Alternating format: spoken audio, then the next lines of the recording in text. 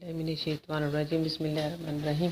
تمام سننے والوں کو السلام علیکم۔ رب اشرح لی صدری ویسر لی امری واحلل عقدۃ من لسانی یفقہوا قولی۔ اللہ پاک کے کرم اور فضل سے، اس کی دی ہوئی توفیق سے سورۃ بقرہ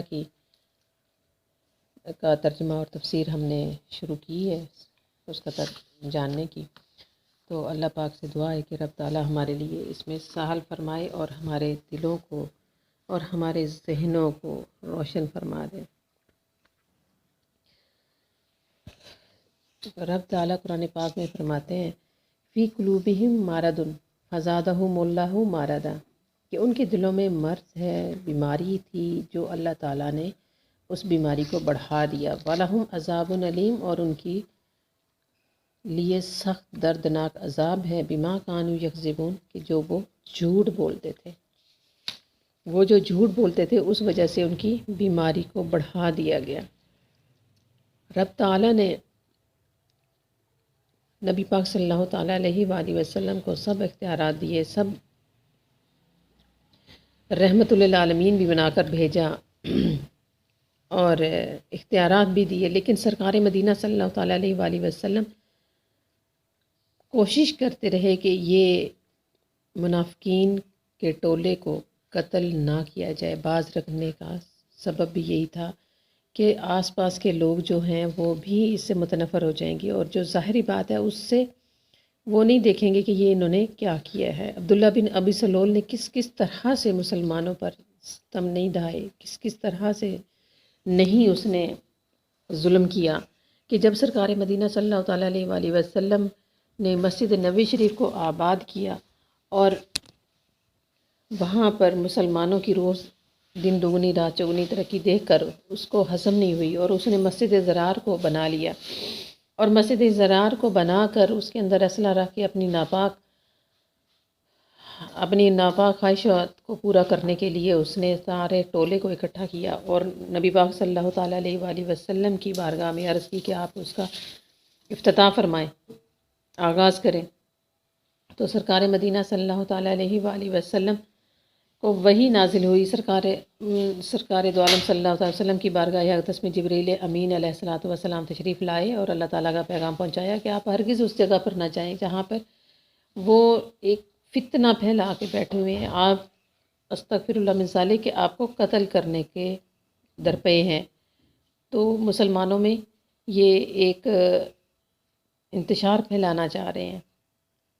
تو یہاں تک کہ سرکار مدینہ صلی اللہ علیہ وسلم کو وہ 14 آدمیوں کے نفاق کا بھی قطعی علم تھا، جو انہوں نے آپ کے بارے میں بدظن تھے۔ انہوں نے کیا کیا تھا کہ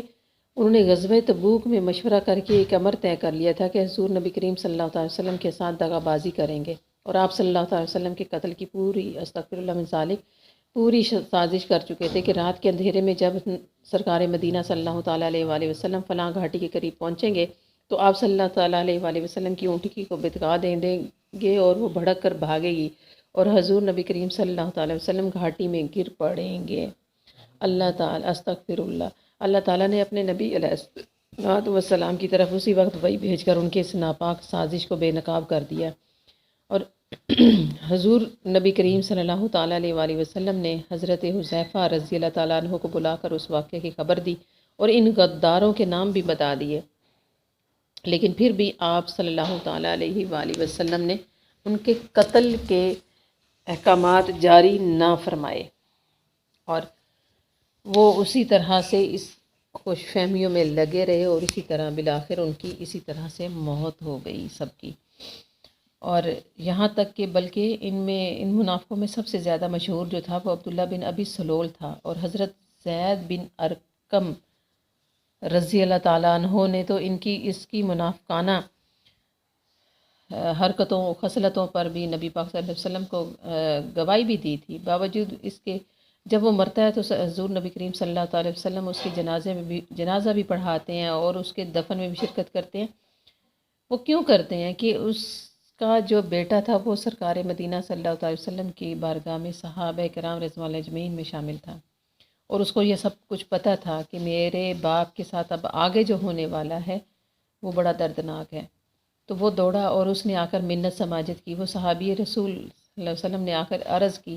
تو سرکار مدینہ صلی اللہ تعالیٰ علیہ وآلہ وسلم نہ صرف جنازہ پڑھاتے ہیں بلکہ دفن میں بھی شرکت ہوتے ہیں، اس کی قبر میں بھی لیٹتے ہیں۔ تو بعد میں اللہ پاک نے منع فرما دیا کہ آپ نے اس طرح کے منافقین کے جنازوں میں شرکت نہیں کرنی اور نہ ہی ان کو اپنا اس طرح سے کوئی بھی فیض بھی پہنچانا ہے۔ تو سرکار مدینہ صلی اللہ تعالیٰ علیہ وآلہ وسلم کو جب حضرت عمر فاروق رضی اللہ تعالیٰ عنہ نے مؤدبانہ عرض کی تو تب بھی سرکار مدینہ صلی اللہ تعالیٰ وسلم نے یہی فرمایا کہ میں نہیں چاہتا کہ محمد صلی اللہ تعالیٰ وسلم اپنے صحابیوں کو مار ڈالا کرتے تھے، یعنی اس طرح کی لوگ میرے بارے میں باتیں کریں۔ تو اس طرح سے اپنے آپ کو بچایا رب تعالیٰ کے کرم اور فضل سے نبی پاک صلی اللہ علیہ وسلم نے کہ کسی طرح سے بھی لوگوں میں یہ چیز نہ آئے کہ میں خود ہی اپنے استغفر اللہ من ذالک کہ میں صحابہ کو مار رہا ہوں، حالانکہ یہ مار بھی دیتے تو یہ پتہ تھا کہ یہ منافقین ہیں، کس کس طرح سے اذیت دینے والے ہیں۔ تو اللہ تعالیٰ اس طرح کے کاموں سے مسلمانوں کو، اس طرح کے غداروں سے بچائے اور اپنی حفظ و امان میں رکھے، اور ہم سب کو استقامت سرکار مدینہ صلی اللہ علیہ وسلم کے والہانہ محبت عطا فرمائے اور ہماری آنے والی نسلوں کو نور قرآن پاک اور سیرت قرآن پاک سے نوازے۔ وما علینا الا البلاغ، صدق اللہ العظیم۔